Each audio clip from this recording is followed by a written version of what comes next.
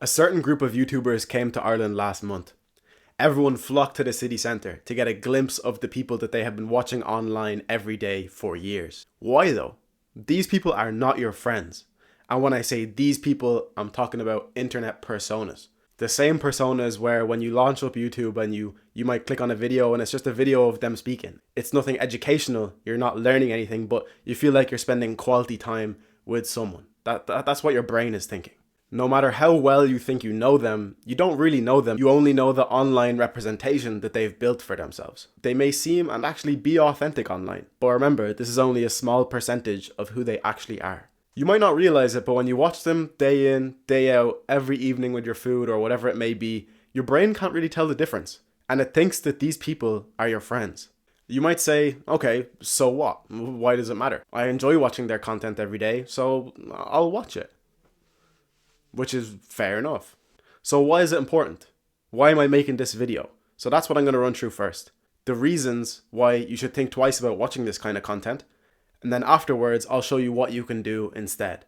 It fills the need for real life interaction, except for the fact that you are missing out on the intimacy of an actual friendship. When it replaces in real life interaction, it can easily lead to issues like social anxiety. You place these people on a pedestal and you fail to realize that at one point they were exactly like you. You place emotional investment in these people. So when they achieve something, you get that nice warm feeling of accomplishment, except for the fact that you haven't done anything.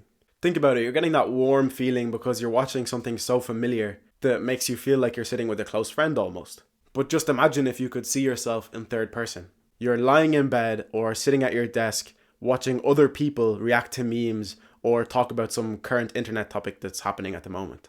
Is that who you are? A watcher? Not someone who takes action and builds something in their own life, but instead is kind of like a spectator almost. Someone who spends their life watching what someone else is doing. This is going to impact three things. First of all, your motivation. Second of all, your ambition. And third of all, your social skills. Three key things. And there is no reason why you can't be just as successful or influential as these people. At one point in time, they had nothing going for them. They were just normal people exactly like you and me.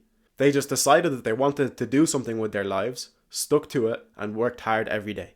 It's easy to think of yourself as like different and put a barrier between you and then these people who are successful or whatever they may be. You kind of like put yourself in two different categories in your brain, whether you realize it or not. But this is not the case. The fact of the matter is, we're all the same. Everyone is the same. The only difference is some people build their skill sets to the point where they're really good at it so it can make them money. Think about your favorite sports team. And now think back to a time when they won, whether it be the league or an important match or whatever it may have been. Think back to the feeling that you felt, the feeling of joy and accomplishment. This is the same exact feeling you get when you achieve something for yourself. Your brain cannot tell the difference. And when you get that feeling elsewhere, for example, from watching your favorite sports team win, you fulfill that need in your brain. So you don't feel the need to go and achieve something that brings you that joy and accomplishment for yourself because the levels in your brain is already full, if that makes sense. Bro science. This is the concept of bread and circuses. The idea that you can keep people content with food and entertainment as a way to distract them from what is really going on. And this actually happened before in ancient Rome. Rome was poor, corrupt, and losing control. But the public never even realized because they were given free grain and entertainment in the Colosseum. I believe the same thing is happening here, today. I encourage you not to be happy with your job, your pizza, and your YouTube every evening, but to go for something bigger. Why wouldn't you? So, how do you actually start? How do you actually make the switch from being on a fixed path where every day is the same and you're not building on something, to one where you are actually building the skills and the skill sets you need to grow? There's one Chrome extension called Unhook. I'll put the link in the description. And basically what it does is it removes your whole YouTube recommended. You can even have a setting where you can redirect yourself to your subscription feed instead. So what I did is I used another extension to unsubscribe from every channel I was subscribed to, and then I resubscribe to the channels that I learned something from. So now when I type in youtube.com on my laptop, I don't see just random videos that YouTube decided to put on my home screen, but I see videos from creators that I have consciously chosen to be on my home screen. Mainly at the moment, my homepage is full of self-improvement videos, like videos for discipline or productivity, and then also stuff about business, like marketing stuff, social media, and strategy. I used to just open YouTube on autopilot and be a few minutes into some random video when suddenly I realized, wait, this isn't even what I was supposed to be doing.